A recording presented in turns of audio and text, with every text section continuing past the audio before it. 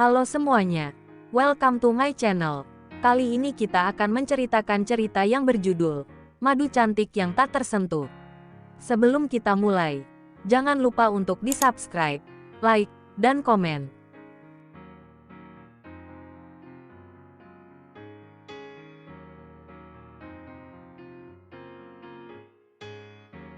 Episode 19, Bawa Aku Pergi. Jangankan mengucapkan, aku melihat namamu bersatu dengan Araf saja sudah hampir membuat jantungku berhenti berdetak.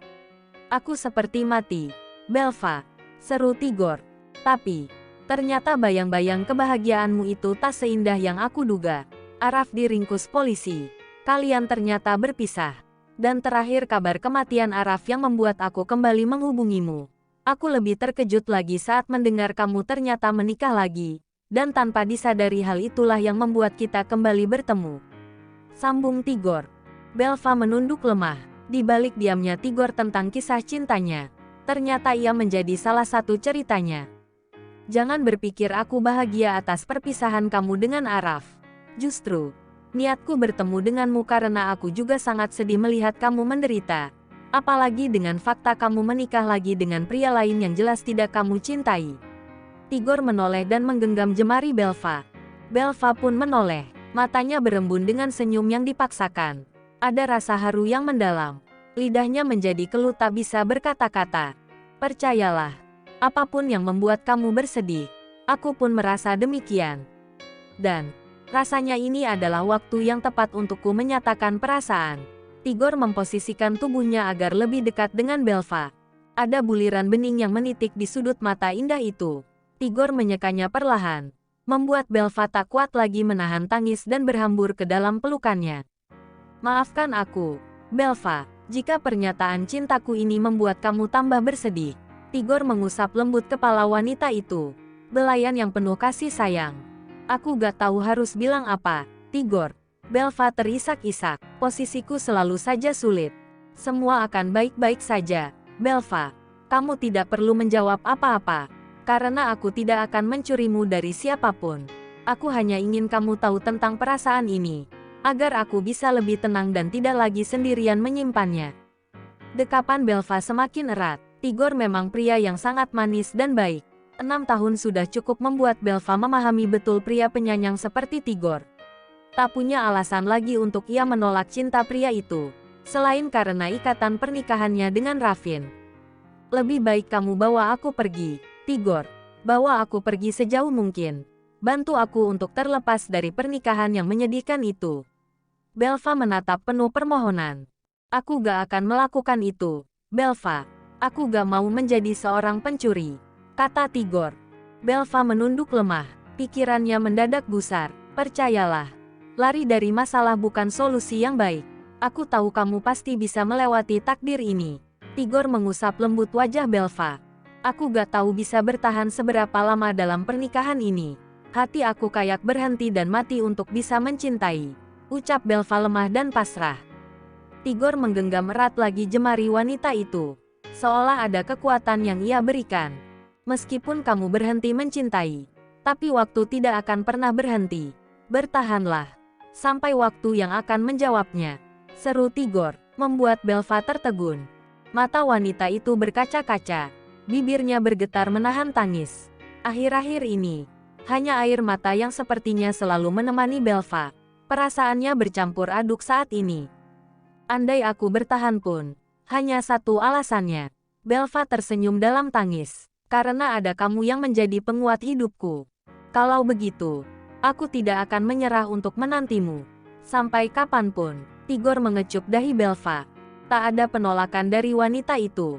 Ia merasa tenang dan bahagia berada di sisi pria itu. Seseorang yang seharusnya tak pantas melakukan itu padanya. Harusnya ia adalah hak Ravin sepenuhnya. Tetapi hati tak pernah memandang mana yang salah dan benar. Yang terpenting adalah dengan siapa kita berbahagia. Mereka berdua terharu. Ada perasaan mendalam yang mulai bersemi dalam jiwa Belva dan Tigor. Tetapi kisahnya tak mungkin berbuah manis di tengah-tengah ikatan yang menjerat Belva saat ini. Namun, setidaknya ketika sudah mengungkapkan, pasti ada kelegaan hati yang dirasakan.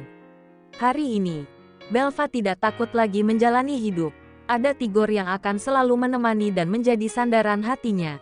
Beberapa hari kemudian, Belva sudah bersiap-siap untuk bergegas ke cabang butik terbarunya. Hari ini sudah masuk ke tahap desain ruangan. Seperti yang sudah-sudah, Belva tak pernah tidur dengan suaminya.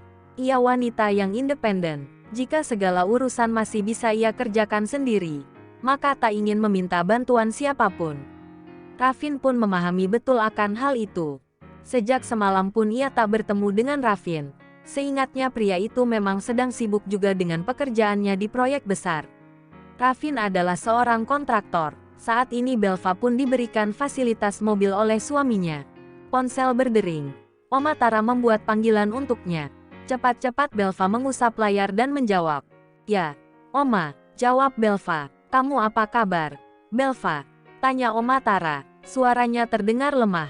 "Alhamdulillah, aku baik. Oma sendiri gimana kabarnya?" "Oh ya, kemarin Dokter Anwar kabarin aku. Katanya sekarang Oma lebih sering kambuh sakitnya," tanya Belva khawatir. Oma terkekeh. "Ah, gak sering kok. Cuma sekali-kali aja kambuhnya. Biasalah. Mungkin Oma kangen kamu." Belva tersenyum getir. Ia pun merindukan keluarga satu-satunya itu.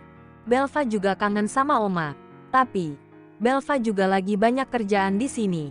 Belum bisa jenguk Oma di Jogja, ujar Belva. "Tidak apa-apa, mendengar suaramu saja sudah membuat Oma tenang." "Raffin gimana kabarnya?" tanya Oma. "Baik juga, Oma. Dia juga sangat sibuk akhir-akhir ini," seru Belva. Anak zaman sekarang, wanita tua itu berdecak lidah di seberang panggilan. "Tapi ingat, sesibuk apapun kalian, tetap harus saling menjaga. Dan, ditunggu kabar baik selanjutnya."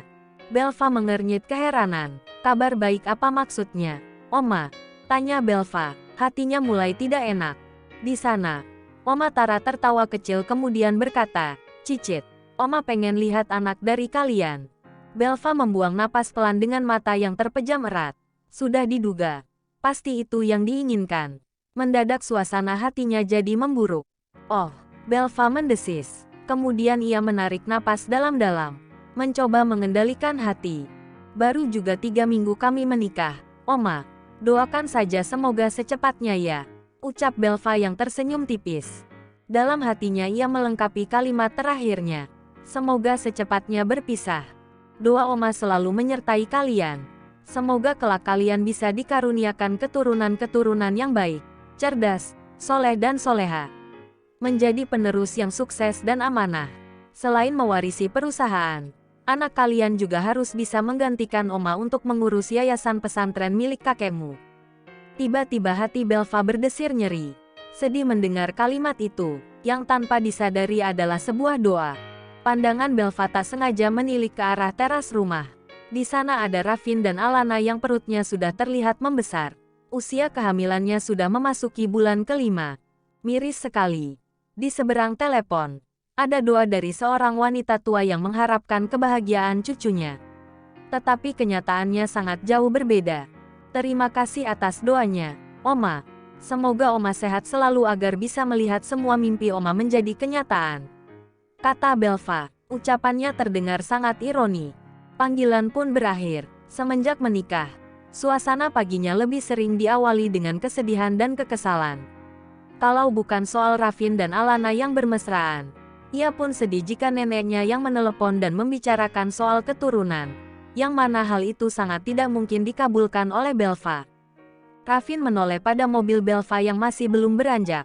Namun, saat melihat suaminya melangkah mendekat, cepat-cepat Belva menyeka pipi dan melajukan mobil bergegas meninggalkan rumah. Sesampainya di butik, Belva masih terlihat murung. Ia memasuki ruangan pribadi yang sudah terdapat Tigor di sana. Pria itu hanya bisa menyambut dengan senyuman hangat. Sudah hafal dengan pemandangan seperti itu. Raut wajah Belva yang suram di waktu pagi. "Ani problem LC, baby?" tanya Tigor, menanyakan apakah ada masalah lagi. Belva menarik kursi dan duduk berseberangan dengan Tigor. "Oma telepon tadi." Belva memijat pelipisnya yang berdenyut. Biar aku tebak. Pasti minta cicit," kata Tigor. Tebakannya tepat sasaran, karena memang sudah sering mendengar keluhan Belva. "Bingung aku sama pemikiran orang zaman dulu.